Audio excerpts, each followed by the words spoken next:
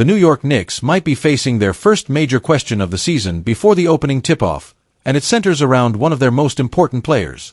Leave your like and subscribe to the channel so you don't miss any updates. In video obtained by SNY, Knicks head coach Mike Brown confirmed that workload management is currently dictating Mitchell Robinson's availability for the team's regular season opener against the Cleveland Cavaliers. Robinson, who started in the first 3 preseason games, was held out of the final 2 matchups, sparking speculation about his health and long-term durability. "We're just managing him right now," Brown said when pressed on the situation. "I've been in different situations where you sit a guy and manage his workload. Sometimes that means he's just shooting free throws. Sometimes it's watching from the sideline. It's all part of making sure he's prepared for the long run." Brown's measured tone was intentional. His comments reflect both experience and caution, qualities honed during his early years on Greg Popovich's coaching staff with the San Antonio Spurs, the franchise often credited with pioneering the concept of load management. To Brown, sitting a key player before the season even begins isn't strange. It's strategy. But for fans who have watched Robinson's career unfold with flashes of brilliance and stretches of absence, the situation brings understandable concern. Over the last 2 seasons, injuries have been a defining storyline for Robinson. His 2023-24 campaign was derailed by lingering ankle issues that dated back to the 2024 playoffs, keeping him off the court until late winter. Even when he returned, the Knicks' interior rotation had been forced to adapt on the fly. Precious Achiuwa and Ariel Hukporti, both filling in as temporary replacements, also struggled with injuries of their own, leaving New York to patch together a frontcourt that often lacked continuity. That history makes the Knicks' cautious approach feel less like a luxury and more like a necessity. Robinson remains one of the NBA's elite rebounders and rim protectors when healthy, but his availability has too often been inconsistent. The team is hoping that careful planning and reduced workload early in the season will translate into durability when it matters most, namely, during another potential playoff push. There's reason to believe Robinson is still capable of delivering elite production. During his 3 preseason appearances, he pulled down 30 rebounds, an eye-popping total given that he averaged less than 15 minutes per game. His timing, physicality, and instinct for the ball remain exceptional. Those numbers, even in limited minutes, reaffirm how valuable he is to the Knicks' defensive identity. This season, New York is expected to test a 2-big lineup, pairing Robinson alongside newly acquired Karl-Anthony Towns. It's an experiment that offers both potential and risk. On paper, the combination of Towns' offensive versatility and Robinson's rim protection could make the Knicks one of the most imposing frontcourts in the league. But that vision depends heavily on Robinson's ability to stay healthy and consistent. Brown has already hinted that this form of workload management may extend well beyond opening week. "It could be something we monitor for the whole year," he acknowledged. That statement raises questions about what kind of season lies ahead for Robinson, and for the Knicks as a whole. Can the team rely on its starting center to be available for the majority of the year? Will Brown have to rotate through backups more frequently to preserve Robinson's body for the postseason? The Knicks coaching staff seems prepared for that possibility. Brown and the front office have ensured depth at the position, keeping Ariel Hukporti on the main roster while adding Trey Jemison on a 2-way contract. Both players fit the mold of physical, defensive-minded bigs who can fill gaps if Robinson's minutes are limited or if he's sidelined for stretches. Still, Robinson's value to the Knicks extends beyond statistics. His presence changes the way opposing teams attack. His shot blocking forces perimeter players to alter their drives, and his offensive rebounding often creates extra possessions that can shift momentum in close games. During last season's run to the Eastern Conference Finals, his return added a visible edge to the Knicks' energy, the kind of toughness that resonated with teammates and fans alike. The dilemma for New York is clear. Mitchell Robinson is too valuable to risk, but too essential to manage indefinitely. The Knicks are attempting to strike a delicate balance between preservation and performance, hoping to avoid another year disrupted by injuries. For now, the official word is that Robinson isn't injured, just being carefully managed. But in the NBA, that line can blur quickly. What begins as precaution can turn into prolonged absence if not handled perfectly. The Knicks' success this season will depend heavily on how they navigate this balancing act. If Brown's plan works, Robinson could remain fresh deep into the spring, anchoring a defense built around physicality and discipline. But if the cautious approach backfires, or if recurring issues keep Robinson off the floor, New York may find itself searching once again for stability in the paint. As opening night approaches, one thing is certain: all eyes are on Mitchell Robinson. The question isn't just whether he'll play against Cleveland, it's whether he can finally deliver a full, healthy season in a Knicks uniform. The New York Knicks are entering the 2025-26 NBA season with one of the most pressing issues in basketball, and head coach Mike Brown isn't pretending otherwise. The word that keeps haunting New York is pace, and if the preseason was any indication, it's still a problem that refuses to go away. It's an ironic twist that the Knicks' recent playoff exits have both come at the hands of the Indiana Pacers, a team whose entire identity is built around tempo, rhythm, and relentless transition play. The Pacers have become everything the Knicks want to be: fast, fluid, and adaptable. For Brown, that contrast couldn't be more glaring. When the former Coach of the Year took over during the summer, one of his first goals was to inject life into a Knicks offense that often felt stagnant, predictable, and too dependent on half-court sets. Under Tom Thibodeau, the team had made strides in toughness and defensive discipline, even reaching the Eastern Conference Finals. But the numbers told a story that couldn't be ignored. The Knicks ranked 26th in pace last season, and that was an upgrade from 2023-24, when they finished dead last. Playing slow might have worked for a team built on physical defense and isolation scoring, but in today's NBA, one driven by speed, space, and versatility, it's a recipe for frustration. Brown understood that immediately. He's long been known for emphasizing ball movement and tempo, drawing from his days coaching fast-paced units in Cleveland and Sacramento. His challenge in New York, though, is more complex: how to rewire a team's DNA that has been conditioned to grind out possessions instead of racing through them. But in his first real test, the preseason, the results were far from encouraging. Despite posting an impressive 4-1 record, the Knicks ranked 31st in pace across all participating teams, slower than even the Australian clubs Melbourne United and Southeast Melbourne Phoenix. Among NBA franchises, only the Los Angeles Clippers moved at a more deliberate speed. That lack of tempo wasn't lost on Brown, who cited the team's injury woes and lack of continuity as major roadblocks. "The guys that have been out, they're the key pieces to what we're trying to do," Brown said following the team's preseason finale in Charlotte, via the New York Post's Jared Schwartz. "They haven't gotten the reps, and for us to gel together from top to bottom is going to take a little more time than I thought." He's got a point. The Knicks' rotation has been far from stable. Josh Hart, one of the team's emotional leaders and top transition players, logged just 7 minutes before suffering a back injury during the preseason opener in Abu Dhabi. OG Anunoby and Karl-Anthony Towns, both expected to play pivotal roles in the new starting lineup, also missed stretches due to minor ailments. And Mitchell Robinson, still managing his workload after 2 injury-riddled seasons, hasn't yet found his rhythm under the new system. Without those pieces, the Knicks struggled to establish the chemistry necessary to run an efficient, high-tempo offense. Brown's system depends heavily on fluid ball movement, quick decisions, and players who can both create and finish in transition. Without his full lineup available, that vision remains a work in progress. Yet there's reason for optimism.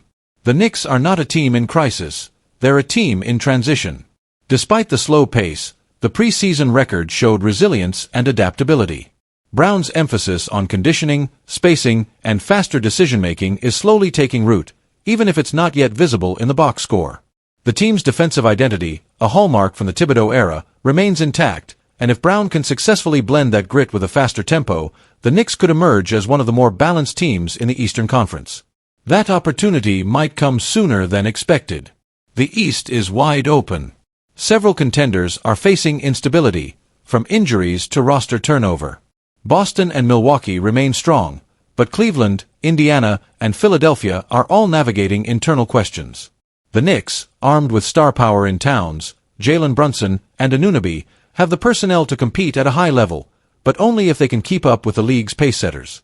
Recent trends make the challenge even clearer. The Cavaliers and Pacers, 2 direct rivals, both ranked in the top 10 in pace last season. The Oklahoma City Thunder, the defending NBA champions, finished among the top 5. Modern contenders are built to run, and those who can't match that tempo are often left trailing behind. Brown's task, then, is as much mental as it is tactical. He needs to reshape how the Knicks approach the game. Faster decisions. Quicker ball movement. More aggressive transition play. It's not just about sprinting down the court, It's about playing with intent and urgency from the opening tip. And while the Knicks' struggles with pace might be frustrating for fans craving instant results, Brown's message is one of patience and perspective. He knows the process takes time, especially with a roster still adjusting to new philosophies and recovering from injuries. As the Knicks prepare to open their season against the Cleveland Cavaliers, the mission is clear. The foundation is solid, the talent is there, and the Eastern Conference is ripe for the taking. But to truly take the next step, to break free from the same old postseason heartbreaks, the Knicks must evolve. For Mike Brown, that evolution starts with one simple word that could define the entire season: pace. If the Knicks can finally master it, the conversation in New York could shift from what's holding them back to how far they can go. Just days before the start of the regular season, the New York Knicks made one final roster move that adds both stability and intrigue to their lineup. The team's lone rookie, Mohamed Diawara, has officially signed a standard one-year NBA contract, according to ESPN insider Shams Charania. The New York Knicks and number 51 pick Mohamed Diawara have agreed on a standard one-year rookie NBA deal, Charania reported Monday, confirming what many around the organization had suspected was coming after a strong preseason showing. The signing marks the end of weeks of uncertainty surrounding New York's final roster spot.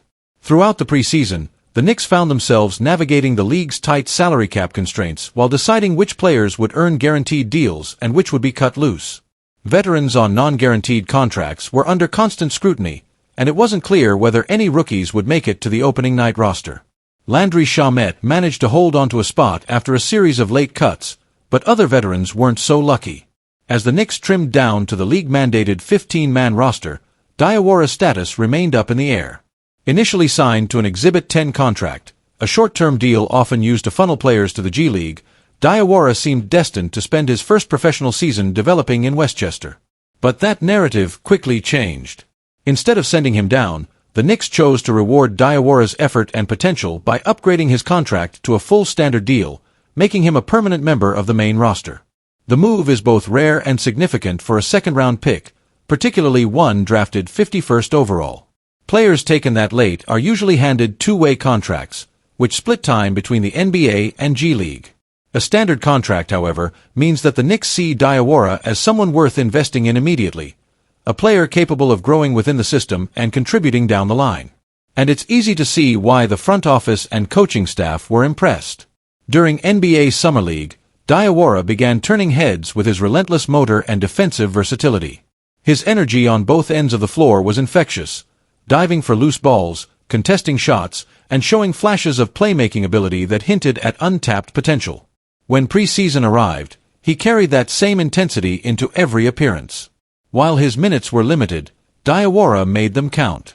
He demonstrated sharp instincts, the ability to defend multiple positions, and enough offensive awareness to fit into the team's ball movement-heavy system. His jump shot, still a work in progress, showed promise, and his passing from the wing position gave the Knicks a glimpse of a more complete player than his draft position might suggest.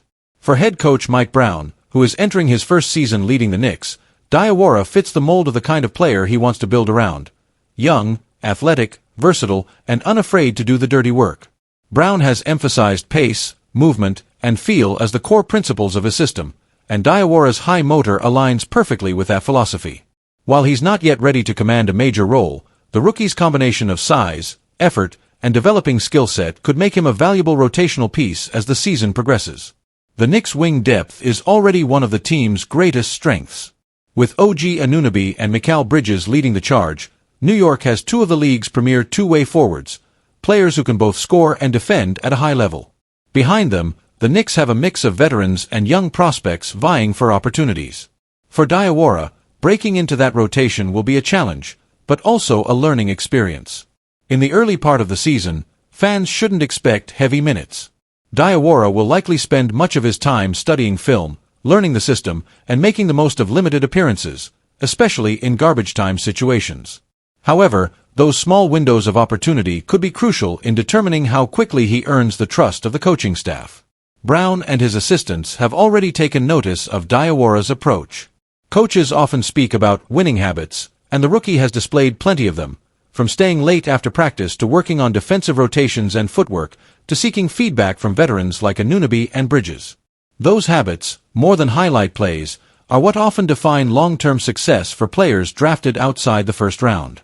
The Knicks' decision to finalize Diawora's standard deal also signals something larger about the organization's evolving identity. In recent years, New York has made an effort to balance its veteran-heavy roster with younger, developmental pieces, players who can contribute now while still possessing significant upside. The addition of Diawora alongside fellow prospects Tyler Kolek and Packham Dadiot gives the Knicks a trio of intriguing young talents to monitor closely. While none of them are expected to play major roles immediately, they represent the next wave of potential contributors, especially as the front office continues to plan for the future under the NBA's increasingly restrictive cap system. Developing cost-controlled young players is becoming just as important as acquiring stars, and Diawora's presence on the main roster fits squarely within that strategy. For Diawora himself, this contract is more than just a paycheck, it's validation. It's the organization telling him that his hard work, consistency, and professionalism have not gone unnoticed. For a player drafted outside the lottery, whose path to the NBA is often uncertain, earning a full contract before the season even begins is a major milestone. As the Knicks prepare for their season opener, the message is clear. Mohamed Diawora has earned his spot.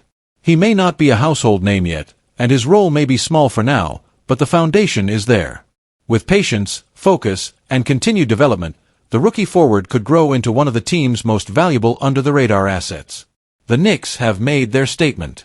Amid cap constraints, roster shuffling, and pre-season debates, they've chosen to bet on youth and potential. And for Mohamed Diawora, that bet just turned into a dream realized. A full NBA contract, a place in a locker room, and the beginning of what could be a long and promising career in New York.